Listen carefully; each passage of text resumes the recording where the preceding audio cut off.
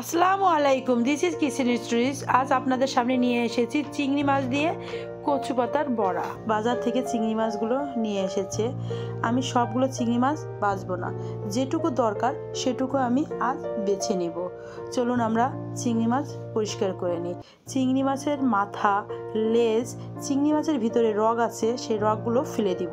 ফেলে দিয়ে আজ আমরা মাথাগুলো ফেলে দিব না, মাথাগুলো পরিষ্কার করে পাটায় বেটে তৈরি করব কচু পাতায় মোড়ানো চিংড়ি মাছের বড়া।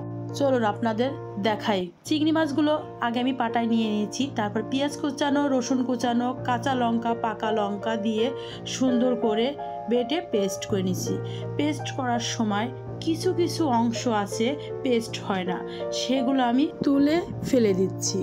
ফেলে দিয়ে সুন্দরভাবে পেস্ট করে নেবে। এরপর দিয়ে দিয়েছি কিছুটা ভিজিয়ে রাখা মসুরির ডাল, সেটাও এটার সাথে বেটে পেস্ট করে নিব। আমার পেস্ট করা হয়ে গেছে। এরপর আমি সামান্য আদা রসুন, সামান্য লবণ, সামান্য হলুদ গুঁড়ো, সামান্য ধনিয়ার গুঁড়ো, জিরার গুঁড়ো, মরিচের গুঁড়ো দিলাম না, বাচ্চারা খাবে সেজন্য। আপনাদের যদি ঝাল বেশি দরকার পড়ে আপনারা দিয়ে নিতে পারেন। এরপর আমরা কচুর পাতা ধুয়ে পরিষ্কার করে নিয়ে এসেছি। কচুর পাতার ভিতরে ওই মশলা মাখানোটা দিয়ে তারপরে একটা চিংড়ি মাছ দিয়ে আমি কচু পাতাগুলো সুন্দর করে ভাজ করে নিয়েছি। আপনাদের সুবিধার্থের জন্য আমি আর একটা করে দেখাচ্ছি। প্রথমে আমি চিংড়ি মাছের বাটাটা দিয়ে দিলাম, তারপরে একটা চিংড়ি মাছ দিয়ে দিলাম, ভাজ করে নিচ্ছি।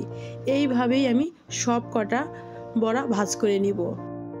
তারপরে ব্লেন্ডারে মুসুরির ডাল, পেঁয়াজ, কাঁচা লঙ্কা, রসুন, আলু, সামান্য পরিমাণ মতন লবণ, সামান্য আদা রসুন, সামান্য হলুদ গুঁড়া, সামান্য ধনিয়া গুঁড়া, সামান্য জিরার গুঁড়া এবং সামান্য মরিচের গুঁড়া এবং এক টুকরো লেবু দিয়ে আমি ব্লেন্ডারে পেস্ট করে নিয়েছি।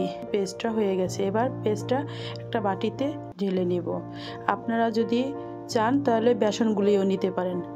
এরপর আমি বড়াগুলো ডালের ভিতরে দিয়ে সুন্দর করে আস্তে আস্তে করে দিয়ে, দেখেন আমি কীভাবে দিচ্ছি, এভাবে দিয়ে আমি একটা একটা করে বড়া ভেজে নিব।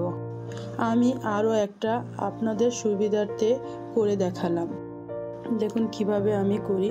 এইভাবে যদি বড়াগুলো তৈরি করা যায় তাহলে এই গরম গরম বড়া আর এক প্লেট গরম ভাতের সাথে আর কিছুই লাগে না। একটা একটা করে বড়া গরম তেলে আমি ছেড়ে দিচ্ছি। উপরে দেখেন কিভাবে আমি ডালগুলো সুন্দর করে দিয়ে দিচ্ছি।